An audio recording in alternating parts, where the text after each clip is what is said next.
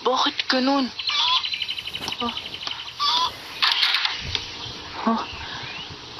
Kataka-taka. Ang tagal naman nila magising. Oh, Tom, bakit gising ka na? Ngayon lang po kayo nagising? Oh, Tila nahuli po yata kayo ng gising ngayon. ano? Ako? Ako sa bagay po, hindi nyo na nga po pala kami kailangan gisingin ni si Dal. Bakasyon na po. Oy, anong sinabi mo? Hindi ako nahuli ng gising. Kasi po, mas nauna po ako sa inyo bumangon. Dahil masyado kang maagang magising ngayon, alas 5 pa lang. Ikaw, Lima, mali po kayo. Ano bang mali? Tingnan mo nga yung orasan doon sa silid ko. Tama.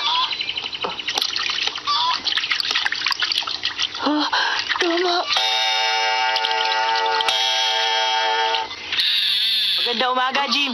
Aba, Tom! Anong nakain mo? Ang sarap palang gumising na maaga. Gising ka na, Tom? Ikaw na mahirap gisingin? Ibang klase ah.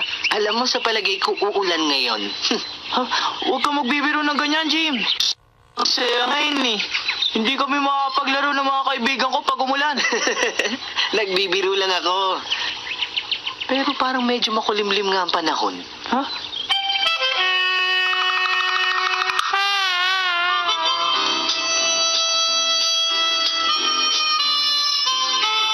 Alam mo, nagkakausap-usap sila dun sa paligid ng balon. Tuwing umaga yon, masarap makinig sa kanila eh.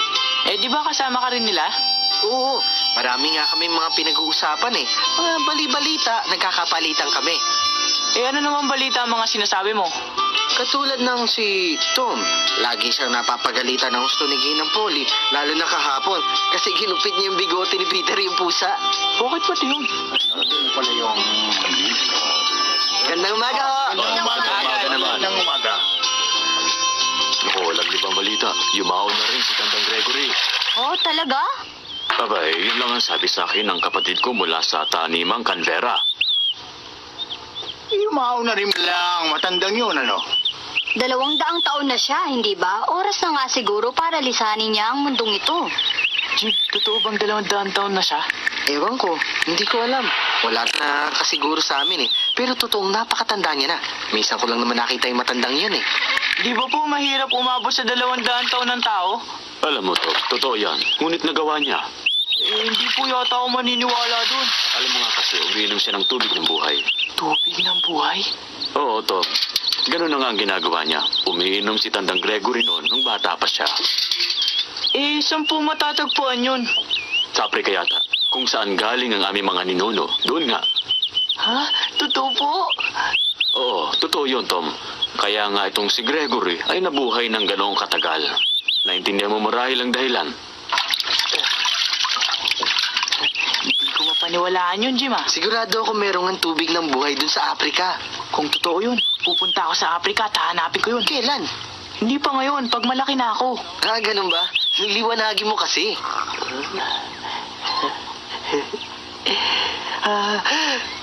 Gising na, Sid! Mahuli ka sa pagpasok! Huli-huli na ba ako? Huwag mo nga akong biruin, hindi ko yata nakakalimutan na bakasyon na natin. Handa na ang almusal.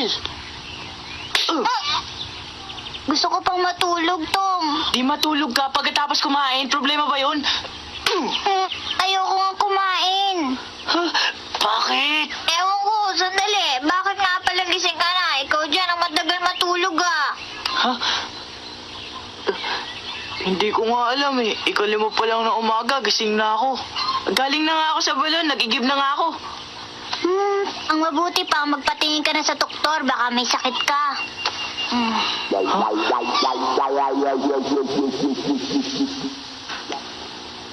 Talagang nagulat ako dahil maagang nagising si Tom.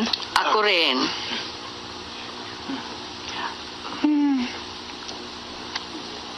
Hindi po ako nagugutom, Tia Polly. Bakit? Anong masakit sa'yo, Sid? Sumasakit po ang ulo ko. Namumutla nga siya, inay. Salamat sa almusal. Oh, saan ka na naman pupunta? Maglalaro po. Sandali lamang, Tom. Bakit po?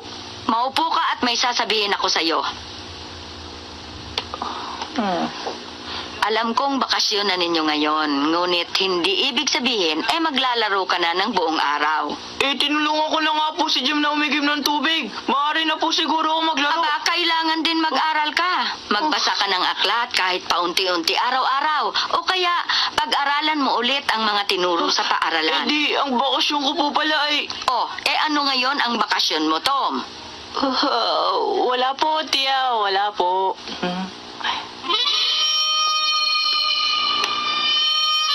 Sasabihin ko sanang ang bakasyon ko ay masisira. Kung mag-aaral din ako ngayong bakasyon, hindi na bakasyon sa akin to. Ba't pa nagkaroon ng bakasyon?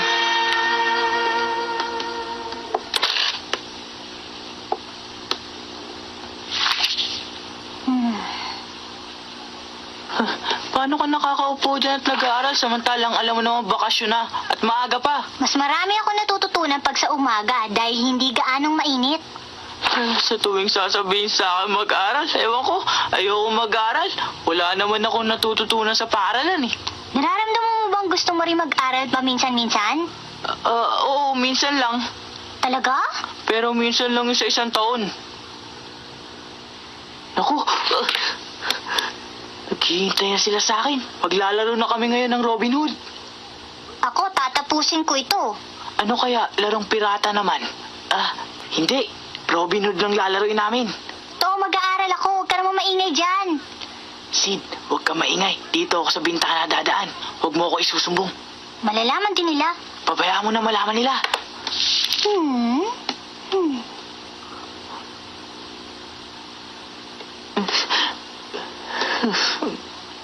Nagbago ba ang isip mo? Mag-aaral ka muna bago maglaro? Hindi, bigla kumulan eh.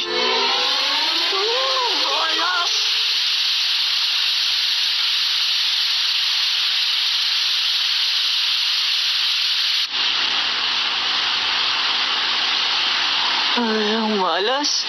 Umulan pa kasi sa unang araw ng bakasyon eh. Sige Sid, paglaro na lang tayo. Dalihan mo na yan. Tapusin mo na. Para marami tayong oras maglaro.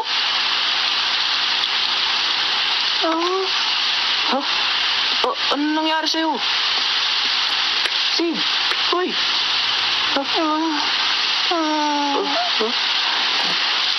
Masakit ang ulo ko. May lagnat ka, Sid.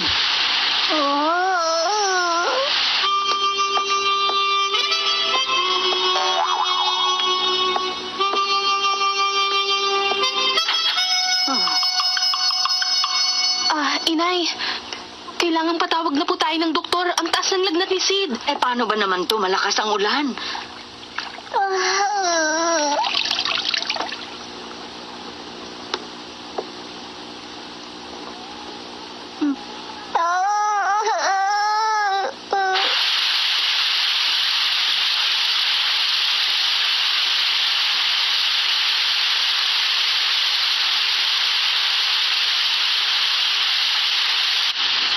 Ako na susundo kay Dr. Mitchell. Hindi maaari. Baliwala sa akin ang ulan. Kung ayaw mabasa ni Dr. Mitchell, paano na? Bakit kaya nagkalagnat si Sid? Ang sabi ni Inay, baka raw beke dahil masakit daw ang ilalim ng tenga ni Sid. Marahil ay beke nga yun. Beke? Beke? Magkakaroon ka rin nun. Ako? Bakit? Bakit naman? Alam mo, Tom, lahat ng tao nagkakabeke. Ganun ba yun? Mas madaling magkabeke ka na habang bata ka pa. Mahirap kasi magkaroon nun pag malaki ka na. Dapat nga magkaroon ka na ngayon habang bakasyon. Ayoko nga. Hindi ako magkakaroon ng beke kahit kailan. Magpapahinga ka lang naman ng 1 linggo, Tom. Pagkatapos nun, wala ka nang aalalahanin pa.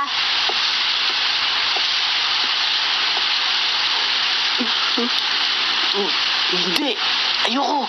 Pag nagka-beke ako, 1 linggo mawawala sa bakasyon ko. Ayoko. Kung may beke po ba si Sid, magkakaroon din po ako? Oo, maaari. Baka nga nahawa ka na sa kanya. Dala mo na ang mikrobyo. Wala pong masakit sa akin. Wala po akong lagnat. Kung ganun, baka hindi beke ang sakit ni Sid. Malaking gulo sa akin to, doktor. Ano? Bakit ka magugulo kung hindi naman Becky ang sakit ni Sid? Ang ibig ko pong sabihin, ayoko pong mahawa ng sakit na Becky. Wala naman taong gustong magkasakit. Ganun nga po. Ngayon lang po nagsimula ang bakasyon namin at gusto ko pong maglaro ng buong bakasyon. Ayoko pong magkasakit. Tama ka. Eto po. Salamat. Dok, huwag niyo po akong hayaan mahawa ng Becky. Ano? Hindi ko magagawa yon. Bakit po? Kung may Becky nga si Sid, ang mikrobyo nun ay nasa iyo na. Huli na ang lahat. Wala akong magagawa. Naku po. Tena, kailangan ko matignan si Sid kaagad. Ang may hirap ay kung hindi yun Becky. Sana nga'y Becky lang. Sana po, hindi Becky.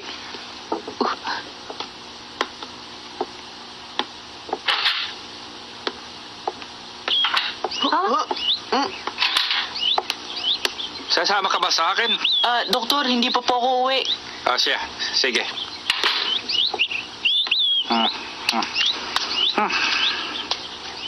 Tom, ano bang sinabi ng doktor? Sabi niya, kung may Becky nga si Sid, baka ako mahawa. Ang ibig mong sabihin, mahawa rin kami sa'yo. Ako, hindi balin. Nagkaroon na ako nun eh. Naku, sana huwag naman Becky ang sakit ni Sid. Naku.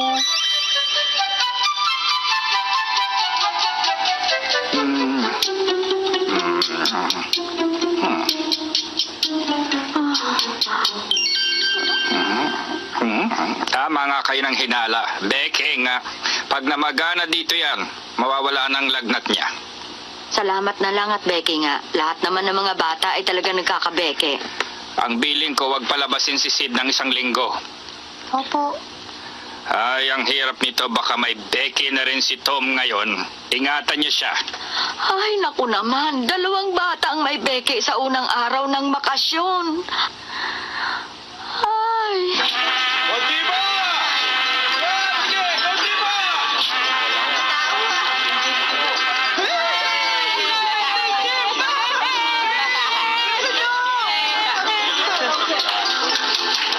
Sige po, daan-daan lang po. Sige, isa-isa lang. Isa-isa lang. Sige po. Sa kabila Okay, lang po yung magsasalubungan. Tapos, alis. Sa kabila naman po. Pagkagulo ng mga bata nito. Baka may iwan. O, sino ba kayo? Di ba nung isang taon may dumating dito na banda ng negro? Sige na, Sana circus na palang dumating. Mga pasahero. Sabi lang ho tayo. Palagi ko mga salamangkerong darating ngayon. Sana, di namang mga nagpapalawas ng drama ang dumating. Mga bata gusto daw. Tingnan niyo, no? Pabayaan niyo na ho yun, tatan. Bilis-bilisan lang po ninyo. Naku po yung matatanda eh. Ang nakasulat, tingning ng buhay ni Dr. Bellman. Tingnan nyo, ang tanda-tanda na, oh. Ang nadinig ko na, yung tubig ng buhay. Ano yung tubig ng buhay? Yun na yung tubig sa Afrika na nakakapagpahaba ng buhay ng tao pag ininom mo. Talaga? Mawalang galang na. Alam niyo ba kung nasaan dito ang hotel? Opo, sa tabi po ng bahay inuman. Saan naman ang bahay inuman? Nasa tabi po ng hotel. Ganun ba? Mukha yata malabo yung sagot mo mga bata, maaari niyo ba kaming samahan doon sa hotel? Opo, ano po yung ningning ng buhay ni Dr. Bellman? Ano ka mo? Ay, tanda ka niya. Hindi niyo ba alam ang ningning ng buhay? Hindi po. Hindi niyo pa ba naririnig na ito'y pinag-uusapan na ng mga matatanda? Hindi ko pa po narinig yun. Hoy, Augusto, hindi mo ba narinig yun? Ano ang nakakapagtaka dun? Aba, lahat halos ng tao sa buong mundo ay pinag-uusapan ang ningning ng buhay mula Amerika hanggang sa Europa. Hindi pa nga siguro nakakarating dito ang balita. Dahil maliit lamang ang inyong bayan, di ba tanda? Ginoo, ang gamot po bang dala nyo ay nagpapahaba ng buhay ng tao? May matalino palang bata dito sa napakaliit na lugar na ito, aba. Tama ka, bata. Ito ang gamot na nagpapahaba sa buhay. Inimbento ni Dr. Bellman ng Austria.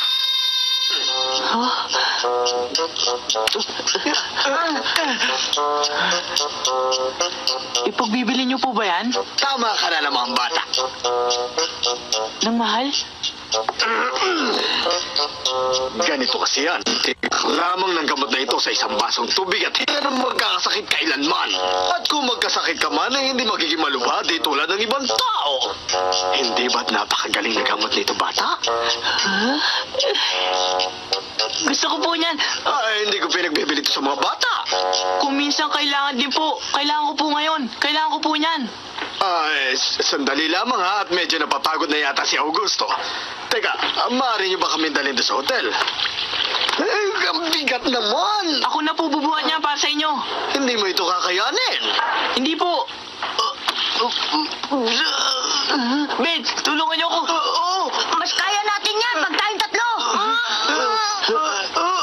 Ang lalakas niyo ah! Bigat. Aba, hindi ko alam na meron palang mga mababait na bata dito sa lugar na ito. Tia Polly. Ha? Tia Polly, ano pong sakit ni Sid? Eh, di Becky nga. Pahingi po akong $2. $2. Ayoko po magkaroon ng beke, Tia Polly. Ha, talagang magkakabeki ka, kaya humanda ka na. Hindi niyo po ako bibigyan? Saan mo gagamitin yon? Bibili po ako ng gamot. Ah, gamot? Opo, para hindi po ako magkabeke. Sige na po. Wala namang gamot na ibinigay si doktor para hindi ka magkabeke. Hindi po si Dr. Mitchell. Si Dr. Bellman po. Dr. Bellman? Oh, Mary, meron ka bang kakilalang Dr. Bellman dito sa atin? Wala po. Magaling siyang doktor. Galing pa yung doktor na yun sa Austria. Austria? Opo, Dr. Grimm Bellman ang pangalan niya. Eh ano naman ang magagawa niya? Pag uminom ako ng ningning ng buhay, yun ang gamot na naimbento niya. Hindi na ako mahahawa ng beke kay Sid. Kaya bigyan niyo na ako ng $2. Binabaan na nga na nagtitindang halaga para sa akin eh. Sige na po. Ha?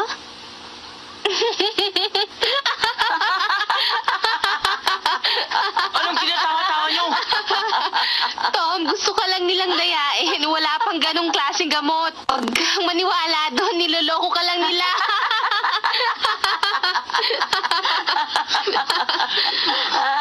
Totoo!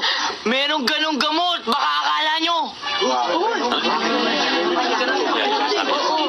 Mga kaibigan, ang gamot ni Dr. Bellman na kung tawagin ay ningning ng buhay ay hindi lamang nakapagpapagaling ng mga sakit, ito'y nakapagpapahaba din ng buhay. Ang karaniwang buhay ng tao ay maigsi lamang, ngunit kung kayo inom nito araw-araw, ay lalawig ang inyong buhay katulad ng aking kaibigang si Augusto. At para patunayan yan, si Augusto ay magsasayaw para sa inyo. Sasayaw?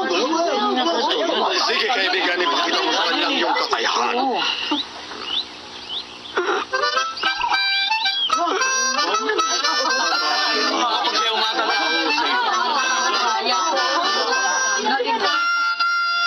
Gusto ko ng gamot ni Dr. Bellman. Ayokong magkaroon ng beke. Ayokong mahiga ng 1 linggo. Sayang ang bakasyon ko eh.